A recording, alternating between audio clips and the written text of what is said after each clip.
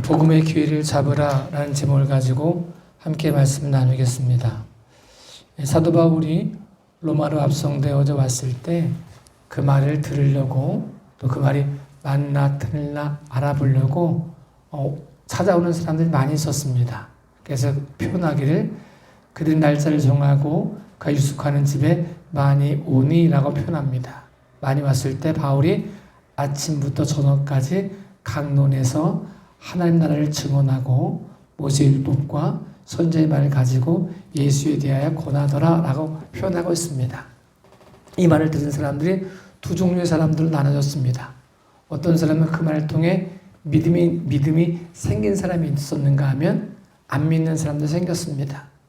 그 여러 가지 상황 속에서 사도 바울이 이것 때문에 실망했다 이렇게 표현하지 않고 하나님이 복음을 이방인에게 전하라고 하시는 것이구나 라고 결론을 바꿨던 것들로 우리가 표현해 보고 있습니다. 기회는 언제나 있는 것은 아닙니다. 기회는 내가 만들 수는 없지만 준비되어져 있는 사람은 기회가 왔을 때 기회를 잡을 수 있다라고 표현합니다. 모든 사람에게 기회가 주어지지만 그 기회를 잡을 수 있는 사람은 준비되어져 있는 사람입니다. 그럼 복음의 기회를 잡으라 라고 말했을 때 세 종류로 한번 생각해 볼 수 있습니다. 복음을 전할 기회를 잡으라. 복음을 들을 기회를 잡으라. 복음을 다시 전할 기회를 잡으라 라고 생각해 볼 수 있습니다. 복음을 전할 기회가 사실 우리 주변에 있지만 내가 뭘 증거해야 될지 모르면 기회가 와도 그 기회를 살릴 수가 없습니다. 많은 사람들이 사도 바울이 유숙하는 곳에 모였지만 만약에 사도 바울이 하나님 나라가 무엇인지 모르고 율법과 선지자를 가지고 예수님에게 어떻게 적용해야 될지 모르면 기회에 가도 기회를 못 잡습니다. 근데 사도 바울이 사람들이 모일 때 자기에게 들으려고 왔을 때 정확한 복음의 메시지를 가지고 복음을 전할 기회를 삼았다는 사실을 우리가 생각해 볼 수 있습니다. 저희도 여러분에게도 수많은 기회가 있을 때 복음을 전할 수 있는 기회가 있을 때 복음을 전할 수 있기를 예수님의 이름으로 축복합니다. 그 사람들은 복음을 전할 기회가 좋은 상황에서만 있을 거라고 생각을 합니다. 근데 좋은 상황에서도 있을 수가 있고 세상적으로 안 좋은 상황 속에서도 복음을 전할 기회가 있다는 사실을 우리가 생각해 볼 수 있습니다. 어떤 사람은 병이 나음으로 복음을 증거할 수 있고 어떤 사람은 병이 들음으로 복음을 증거할 수 있습니다. 어떤 사람은 성공함으로 복음을 증거할 수 있고 어떤 사람은 실패함으로 죽음을 증거할 수 있습니다. 복음을 증거할 수 있습니다. 어떤 사람은 다시 생명을 얻음으로 복음을 증거할 수 있고 어떤 사람은 죽음으로 복음을 증거할 수 있습니다. 기회가 수없이 많은 기회가 있는데 이 기회를 기회로 아는 사람, 이 사람이 복음의 기회를 잡는 사람임을 우리가 생각해 볼 수 있습니다. 사람들은 병이 들면, 병이 낫지 않으면 복음을 증거할 수 없다라고 생각을 합니다. 약하면 복음을 증거할 수 없다고 생각합니다. 그래서 생각하기를 강해지면 복음을 증거할게요. 성공하면 복음을 증거할게요. 뭐가 일이 잘 되어지면 복음을 증거할게요. 라고 말하지만 성경은 때와 시를 우리가 언제 복음을 전하는 것이 가장 좋은 데인지 모른다는 거죠. 그래서 때를 얻든지 못 얻든지 우리는 단지 복음을 증거하는 삶이 우리에게 있는 거고 거두시고 열매 맺게 하신 분은 하나님께 있다는 사실을 우리에게 말씀해 주고 있습니다. 병이 들었다가 병이 나은 사람이 있었습니다. 이 사람은 복음을 전할 수 있는 기회가 주어졌습니다.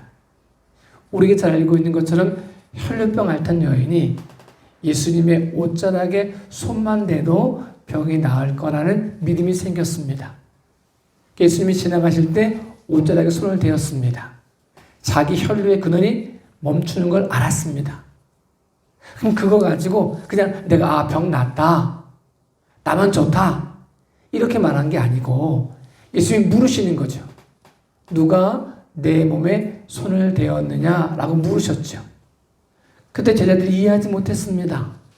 예수님, 수많은 사람이 밀고 당기는데 누가 손댄 거 어떻게 합니까? 그때 예수님 말씀하십니다. 내 몸에서 내게서 능력이 나갔다라고 말합니다.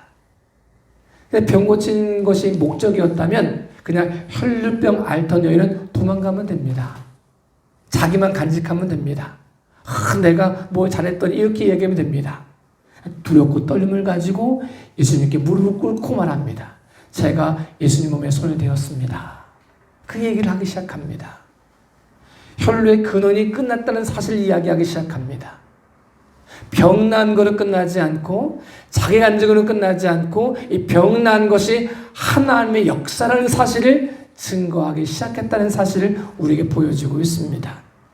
우리가 때때로 질병이 나았을 때 병 나은 거로 끝나지 않고 이 질병을 통해서 역사하신 하나님의 계획을 보여줄 수 있는, 나타낼 수 있는 복음의 기회를 잡을 수 있는 저와 여러분의 삶이 되어줄 수 있기를 예수님의 이름으로 축복합니다. 근데 반대로 병이 나았는데 복음을 증거할 기회를 놓친 사람이 있었다는 사실도 우리에게 보여주고 있습니다. 우리 잘 알고 있는 왕 중에 히스기야 왕이 있습니다. 이 히스기야 왕은 굉장히 어려운 시대에 왕의 역할을 감당했던 좋은 왕이었습니다. 어떤 어려움이 생길 때마다 그는 기도하는 사람이었습니다. 아수르 군대 18만 5천에 쳐들어왔을 때도 인간적인 방법을 다 동원해도 되지 않으니까 기도함으로 하나님의 역사를 경험한 사람이었습니다. 근데 그가 죽을 병에 걸려서 이제 죽는다라는 말을 들었을 때 그가 하나님 앞에 가서 기도하자. 하나님, 저 좀 살려주십시오. 제가 하나님 앞에 잘했던 걸 기억해 주십시오. 라고 간절히 기도했습니다. 그런데 하나님이 그 기도를 받으셔서 그럼 내가 너에게 15년의 삶을 연장시켜 주겠다라고 말씀하시고 그대로 되었습니다. 병이 나았습니다. 복음을 전할 수 있는 좋은 기회였습니다. 근데 그가 복음을 증거하지 않았습니다. 하나님께 영광을 돌리지 못했습니다. 바벨론 사람들이 아수르라고 하는 큰 나라가 힘없는 나라처럼 보이는 남방 유다에게 지고 나니까 좋은 무기가 있는 줄 알고 이 남방 유다와 결합을 해가지고 아수르를 좀 대적하려고 외교 사신을 보냈습니다. 목적은 하나였습니다. 자기들이 이익을 가지려고 외교 사신을 보냈습니다. 그냥 보낼 수 없으니까 많은 예물을 가지고 왕이 병들었다가 나았다는 그 이유를 가지고 찾아왔습니다. 그랬을 때 히스기야가 기회였거든요. 하나님을 증거할 수 있는 기회. 생사화복을 주관하시고 천지를 창조하시고 내 삶 가운데 말씀하시는 하나님의 증거할 기회를 잡았어야 되는데 그 기회를 놓쳐버렸습니다. 바벨론 신하들에게, 사신들에게 자기 모든 것을 자랑하기 시작합니다. 무기고 자랑하고 내탄고 자랑하고 부물창고 자랑하고 다 자랑했습니다. 거기에 하나님만 자랑하지 못했습니다. 가지고 있는 모든 것을 자랑했지만 하나님을 증거하지 못했습니다. 그것 때문에 나라가 망한다는 사실을 듣게 되었습니다. 우리에게 병이 나은 것 굉장히 좋은 모습입니다. 15년의 삶을 연장받은 것 굉장히 은혜의 모습이고 간증의 모습입니다. 중요한 것은 병이 나았느냐보다 더 중요한 것은 그 병을 통해 역사하신 하나님을 증거할 기회를 잡았느냐 잡지 못했느냐 이 모습으로 알 수 있습니다. 근데 안타깝게도 히스기야는 하나님의 영광을 보았음에도 불구하고 병이 나았음에도 불구하고 15년의 삶을 연장받았음에도 불구하고 자기가 찾아간 것도 아니고 먼 나라 이방 나라 바벨론에서 예물을 가지고 사신들이 찾아왔음에도 불구하고 복음을 증거하지 못했고 하나님을 증거하지 못했다는 사실을 우리가 알 수 있습니다. 준비되어져 있지 못하면 병들었던 것이 나도 복음을 잡지 못하면 복음을 전할 기회를 삼지 못하면 그건 도리어 독이 되어질 수 있다는 사실도 우리에게 말씀해 주고 있습니다. 저희들 여러분에게도 복음의 능력을 가지고 우리가 허락하신 삶 가운데 복음을 증거할 수 있는 기회를 놓치지 않기를 예수님의 이름으로 축복합니다. 우리가 보통 생각하면 실수한 사람들은 복음을 증거할 수 없을 거다라고 생각을 합니다. 근데 실수도 복음을 증거할 수 있는 기회로 삼을 수가 있다는 사실을 우리에게 보여주고 있습니다. 사실 다윗이 굉장히 하나님 뜻 가운데 열심을 가지고 살아가다가 하나님의 교회를 모셔올 때 실수를 합니다. 어떻게 모셔올까를 생각하지 않고 하나님의 뜻은 무엇인가를 고민하지 않고 언약궤를 어떻게 모시고 와야 되는지 고민하지 않고 하나님 방법이 아닌 자기가 할 수 있는 최선의 방법을 가지고 언약궤를 모셔오려고 했습니다. 좋은 수레를 보냈습니다. 누가 봐도 와 대단하다라고 할 만큼 의리뻗쩍지근하게 누가 봐도 와 탄식할 만큼 감탄할 만큼 좋은 수레를 가지고 많은 사람을 보내가지고 대대적으로 언약궤를 모시고 오려고 했습니다. 그러다가 우리가 알고 있는 것처럼 소가 뛰면서 언약궤가 떨어지려고 했을 때 우사가 잡다가 죽습니다. 큰 실수였지요. 그래서 이거 못 모시고 오고 오베데돔의 집에 3개월 동안 모셔두었습니다. 큰 실수였습니다. 그 다음에 이제 3개월이 지난 다음에 다윗이 다시 하나님의 언약궤를 모시고 오려고 사람들을 보냈습니다. 그거를 그때 다윗이 자기가 했던 실수를 하나님을 증거할 수 있는 기회로 삼았습니다. 우리가 예전에는 하나님께 묻지 않고 내 방법대로 언약궤를 어떻게 모시고 와야 되는지 하나님의 방법을 찾지 않고 내 방법대로 내 생각대로 해가지고 어려움을 당했다. 그래서 그 다음에 표현되어진 것이 뭐냐면 이제 하나님의 언약궤를 메고 오는 방법으로 바꿨습니다. 실수였거든요. 한 사람이 죽었거든요. 자기 열심히 하려고 했던 그 모습이 도리어 무너짐의 기회가 되었거든요. 그런데 그 기회를 어떻게 살렸느냐? 하나님의 뜻을 증거하는 기회로 삼았다는 사실을 우리에게 보여주고 있습니다. 여러분, 우리가 실수할 수 있습니다. 과거를 돌아보면 참 부끄러운 실수 있을 수 있습니다. 그때 내가 그렇게 하지 않았어야 되는데 사람이 완벽하지 않으니까 열심히 하려고 했어도 도리어 그것 때문에 복음이 가로막힐 수 있고 넘어질 수 있고 실패할 수 있습니다. 그 다음에 그 실수를 만회하는 기회 속에서 그 실수까지도 하나님의 뜻을 증거하는 기회로 삼을 수 있다면 복음을 전하는 기회로 삼을 수 있다면 그 실수는 도리어 복이 되어진다는 사실을 우리에게 보여주고 있습니다. 이 모습을 가장 잘 표현했던 사람이 베드로입니다. 베드로가 예수님 모른다고 부인했거든요. 인생의 일대 5점이었거든요. 우리가 알고 있는 것처럼 초대교회를 이끌어가는 베드로의 모습 속에는 지울 수 있으면 지우고 싶은 모습이 그때 모습이었거든요. 누가 그때 얘기만 하면 사람이 아무 말도 하지 않고 수탉만 울어도 불만 바라봐도 숯불만 바라봐도 그때 트라우마가 생겨가지고 위축될 수 있었던 사람이 베드로였습니다. 근데 베드로가 그 실수도 복음을 증거할 수 있는 기회로 삼았습니다. 나는 실수했지만, 나는 무너졌지만, 나는 아무것도 할 수 없었지만, 나는 나약한 사람이었지만, 내 결심을 가지고도 아무것도 할 수 없는 사람이었지만, 하나님의 은혜가 내게 임했습니다. 성령이 내게 임했습니다. 그 모든 모습을 가지고 실수한 사람은 찾아가고 배교한 사람은 찾아가고 복음을 증거하는 기회로 삼았다는 사실을 우리에게 보여주고 있습니다. 실수하지 않는 것도 중요하지만 이미 한 실수는 돌이킬 수 없거든요. 이미 엎질러진 물은 다시 도로 담을 수 없거든요. 도로 담을 수 없지만 하나님이 사용하실 수 있도록 내 수치도 내 실수도 내 잘못도 내어드림으로 복음을 증거할 수 있는 기회로 삼을 수 있는 저와 여러분의 삶이 되어질 수 있기를 예수님의 이름으로 축복합니다. 실수를 복음을 전할 기회로 삼지 않고 자기 목숨으로 대신했던 사람도 있었습니다. 가룟 유다가 예수님을 배반해서 30에 팔아가지고 예수님을 죽음의 자리로 몰아넣습니다. 그러다니까 나중에 이 사람이 뉘우치는 마음이 생겼습니다.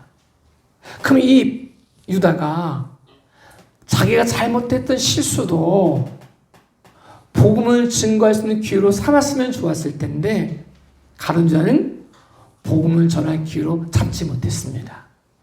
그 기회를 잡지 못하고 도리어 목을 매달아 죽게 되었습니다. 여러분, 실수를 자책한다고 실수가 사라지지 않습니다. 내가 했던 과거가 바뀌어지지 않습니다. 내 능력을 가지고 아무리 노력을 해도, 진리를 왜곡해도, 역사를 왜곡해도, 사람들 다 속여도, 그럴듯하게 꾸며놔도 실수가 바뀌어지는 건 아닙니다. 죄가 바뀌어지는 건 아닙니다. 우리가 할 수 있는 것은 그 모든 것까지도 하나님이 역사하실 수 있는 기회로, 복음을 증거할 수 있는 기회로, 하나님의 역사의 기회로 삼을 수 있는 사람이 지혜로운 사람이라는 사실을 우리에게 말씀해 주고 있습니다. 저에게도 여러분에게도 이 모든 모습, 실수까지도 역사하시는 하나님의 교회 안에서 복음을 증거할 수 있는 기회로 삼을 수 있기를 예수님의 이름으로 축복합니다. 사람들은 우리가 어떤 잘하면, 강하면 복음을 증거할 수 있는 기회로 삼겠다라고 생각합니다. 그래서 응답받으면 복음의 기회로 삼겠다라고 생각합니다. 물론 기도의 응답을 받아서 기도를 가지고 복음을 증거할 수 있는 기회로 삼는 것 굉장히 좋습니다. 근데 응답받지 못해도 복음을 전할 기회로 삼을 수 있으면 그 사람은 참 위대한 사람이 될 수 있습니다. 우리는 기도에 응답받은 사람들의 간증들을 참 많이 들었습니다. 1만 번 기도 응답받은 비결, 이런 얘기도 하고, 여러 가지 기도 응답을 받는 비결에 대해서 책이 굉장히 많이 나왔습니다. 틀린 말은 아닙니다. 보고 배우고 또 그렇게 기도 응답을 받을 수 있으면 기도하는 것, 배우는 것 나쁜 게 아닙니다. 근데 기도 응답을 받지 못했어도, 내가 생각하는 대로 기도 응답을 받지 못했어도 그것도 복음을 전할 수 있는 기회로 삼을 수 있어야 될 것을 우리에게 보여주고 있습니다. 대표적인 사람이 사도 바울입니다. 사도 바울에게는 우리가 잘 알고 있는 것처럼 인간적인 가시가 있었다, 육체의 가시가 있었다라고 말합니다. 어려움의 모습이었습니다. 어떤 사람은 그게 간질이었다가 말하는 사람도 있고, 어떤 사람은 그게 안질이었다가 말하는 사람도 있습니다. 정확한 병명은 나와 있지 않았지만 복음을 전하는데 사도 바울에게서는 굉장히 어려운 걸림돌이었습니다.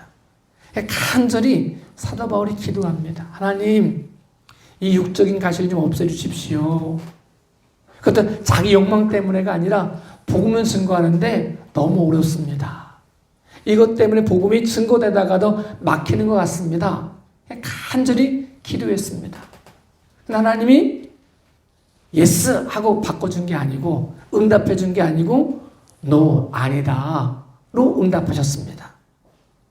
그 보통 같으면 내가 기도한 대로 응답했다 이러면 막 말하지 말라고 해도 기분 좋아가지고 막 자랑할 수 있는데, 기도한 대로 응답 안 받았으면 이거 얘기하기 쉽지 않거든요.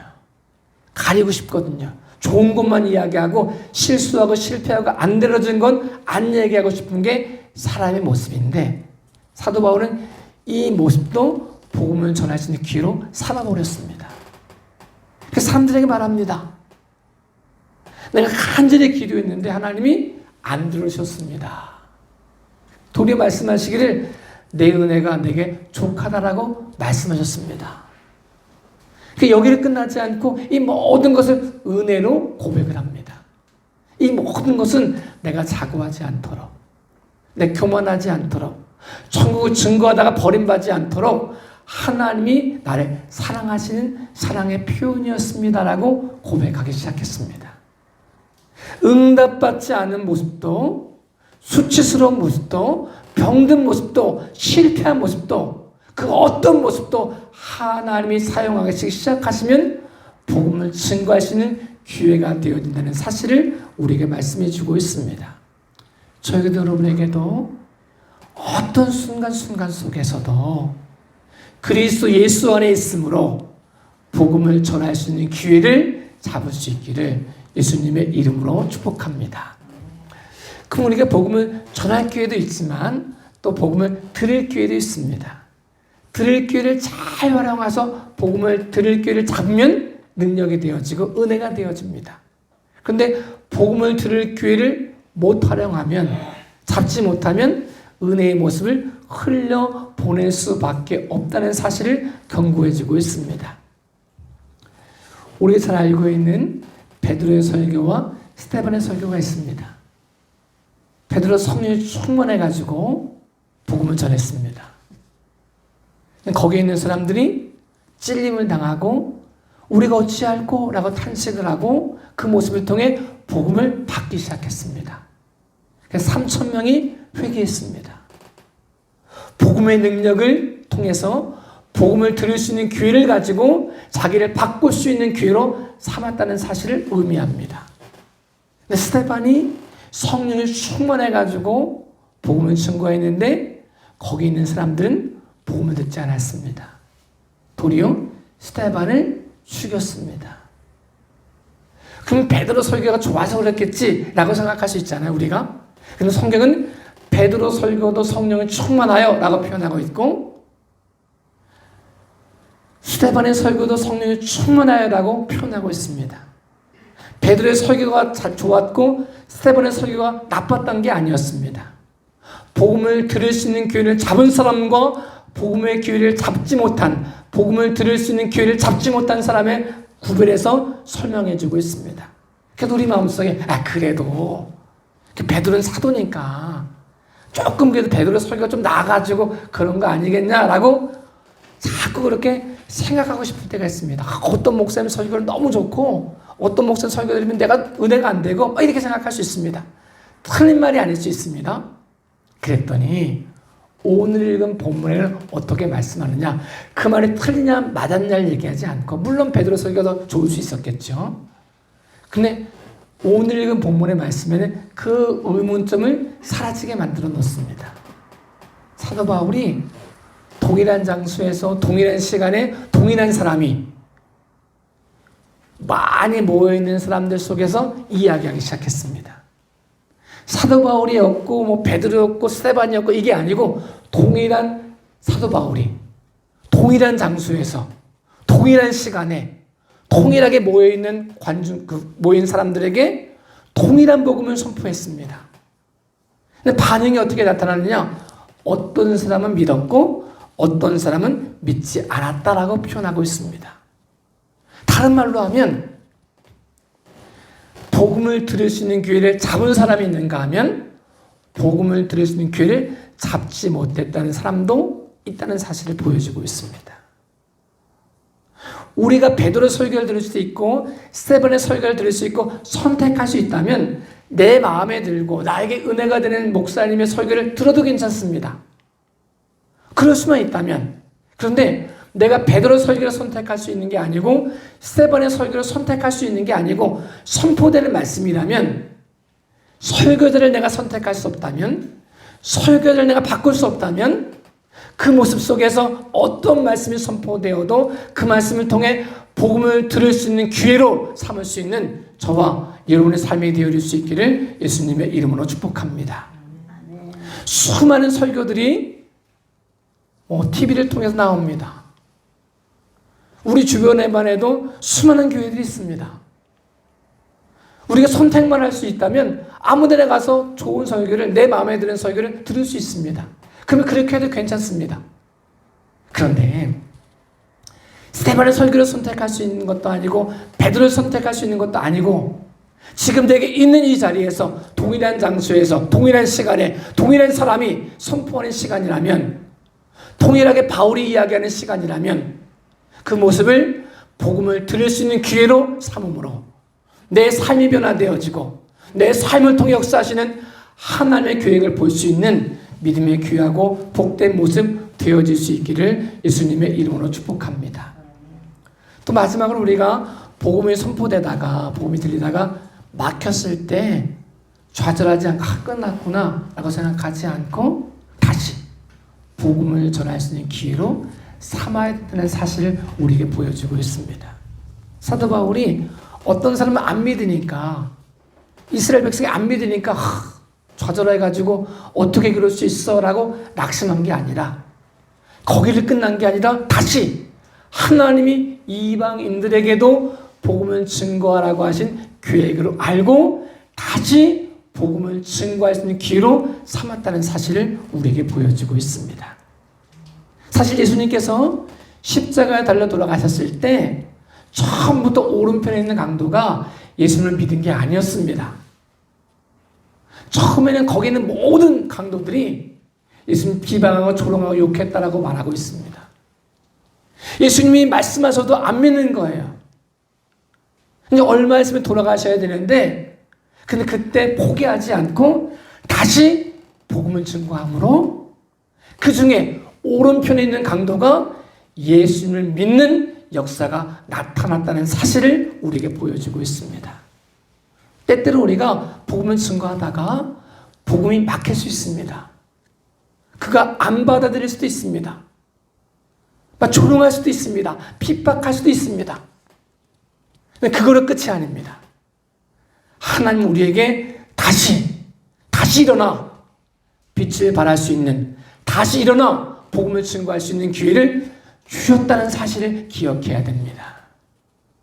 저도 여러분에게도 이 기회를 가지고, 복음을 다시 전할 수 있는 기회를 가지고 복음을 선포함으로 하나님의 영광을 보고 복음의 기회를 놓치는 사람이 아닌 복음의 기회를 잡는 사람이 되어질 수 있기를 예수님의 이름으로 축복합니다. 저는 꼭 이런 이야기할 때마다 마음속에 간직하고 있는 사람이 요셉입니다. 요셉이 살면서 총리가 돼가지고 여러 가지 일한 거 너무 멋있습니다. 그 모습을 통해 하나님이 나를 먼저 보내셨습니다. 너무 멋있습니다. 우리를 살리려고 얘기합니다. 너무 위대한 거는, 그러니까 보통 사람들이 내가 최선을 다했다 죽을 때가 오면 이제 끝이다라고 생각합니다. 이제 내 다음 세대가 해야지 라고 생각합니다. 그런데 요셉이 죽음의 순간을 다시 복음을 증거할 수 있는 기회로 잡았습니다. 자기를 향해 쭉 모여있는 사람들이 말합니다. 나는 죽습니다. 그러나 하나님의 역사는 멈추지 않습니다. 하나님은 반드시 여러분을 여기에서 이끌어내셔서 가나안 땅으로 이끌어내실 겁니다 라고 고백을 합니다. 그리고 말합니다. 그때가 되면 내 유고를 가지고 가나안 땅으로 가겠다고 약속해달라고 약속을 받습니다. 모세가 출애굽하면서 이상한 것 한 가지, 그 급한 시간 속에도 요셉의 유고를 메고 갔다라고 표현하고 있습니다. 이제 끝났구나가 아니었습니다. 다시 복음을 증거할 수 있는 기회로 삼았다는 사실을 우리가 기억해야 됩니다. 다시 포기하지 않고 절망하지 않고 이렇게 돼서 안 되고 저렇게 돼서 안 되고가 아니라 다시 복음을 증거할 기회로, 다시 일어설 수 있는 기회로, 다시 하나님의 영광에 선포될 수 있는 기회로 삼을 수 있는 건 너무 멋있는 거죠. 예레미야의 모습도 그랬습니다. 나라가 망한 거를 끝난다 이게 아니었습니다. 하나님이 다시 회복시켜 주실 것이다. 70년이 끝나면 다시 회복되어진다. 지금 교회가 사실 굉장히 지탄의 대상입니다. 뭘 잘못했다고 이야기해야 될지 모를 만큼 굉장히 어려운 모습입니다. 뭐에 예배드린 거 잘못했다고 이야기해야 되나? 참 어려운 모습입니다. 모든 사람들이 다른 데서 코로나19가 발생하면 그렇게 기억 안 합니다. 교회에서만 발생하면 그렇게 기억합니다. 교회의 권위가 땅에 떨어졌습니다. 아무도 교회를 존경하지 않습니다. 예배에 대한 심각성을 느끼지 못합니다. 오늘 못 드리면 내일 모이죠. 이게 우리들 마음속에도 있습니다. 이때 다시 떨어졌던 이 복음의 능력이 떨어진 이 시대에 이것 이래서 안 되고 저래서가 안 되고가 아니라 요셉처럼 죽음 이후의 생애도 다시 복음을 증거할 기회로 삼는 것처럼 70년이 끝난 다음에 다시 회복할 하나님의 영광을 선포할 수 있는 것처럼 우리의 모습도 사람들이 뭐라고 말해도 다시 복음을 들고 복음 안에서 깨어서 증거할 수 있는 기회로 삼을 수 있기를 예수님의 이름으로 축복합니다. 우리가 아무리 이야기해도 사람들은 교회 이야기를 듣지 않습니다. 그렇다고 낙심할 이유는 없습니다. 왜냐하면 다시 복음을 증거하기 시작하면 내가 알지 못하는 하나님의 역사가 나타나기 때문에 그렇습니다. 예수님이 십자가 달려 들어가셨을 때 다 터졌습니다. 다 포기했습니다. 백부장 한 사람이 고백하기 시작합니다. 저는 진실로 하나님의 아들이었다라고 고백합니다. 다 끝난 것 같았는데, 다 절망인 것 같았는데, 다 아무것도 아닌 것 같았는데, 근데 그 중에서도 다시 복음을 듣고 다시 일어설 수 있는 능력 있는 사람들 하나님이 예비해 두셨다는 사실을 우리에게 말씀해 주고 있습니다. 여러분, 우리가 이 힘들고 어려운 시대에 복음을 다시 증거한다는 건 쉽지 않습니다. 다시 힘을 낸다는 사실 쉽지 않습니다. 나 혼자 살아남는 것도 쉽지 않다고 생각할 수 있습니다. 틀리지 않습니다. 그러나 다시 복음을 증거할 기회가 우리에게 주어졌습니다. 다시금 일어나 하나님께 영광을 돌릴 기회가 우리에게 주어졌습니다. 결과와 상관없이, 우리가 할 수 있는 것과 상관없이, 절망과 상관없이 복음의 능력 앞에서 복음을 다시 증거할 수 있는 기회를 저도 여러분도 잡을 수 있기를 예수님의 이름으로 축복합니다. 기도하겠습니다.